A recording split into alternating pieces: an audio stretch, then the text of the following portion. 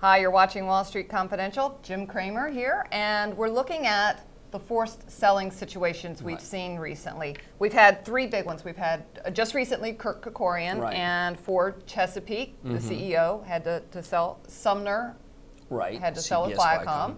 So can we buy on the billionaires having to bail out? Well, let's take Chesapeake first. Okay.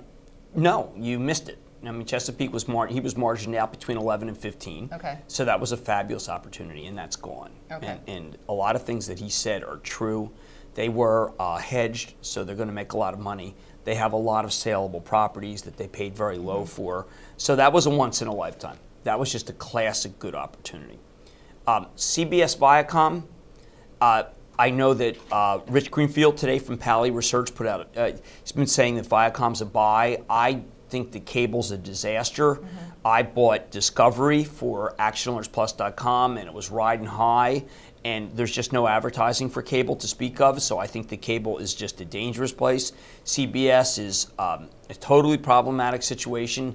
If I didn't know any better, I would think that Les Moonves, who was second highest paid executive in America last year, 60 million, it makes me feel like that I have no comfort there. Okay. So I'm not going to buy CBS or Viacom off of National Amusement and Redstone.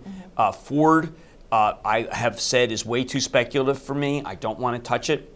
MGM is going to miss the quarter very badly, and gambling is quite bad, and Las Vegas is very weak. This is just an unholy group of stocks, and with the exception of Chesapeake. But I will emphasize that there are going to be more of these. We've had a couple others. We had a Scholastic guy who did it. Okay. Don't want to touch that either. In most of the cases, with the exception of Chesapeake, the reason why these stocks haven't bottomed is because the fundamentals are also quite bad.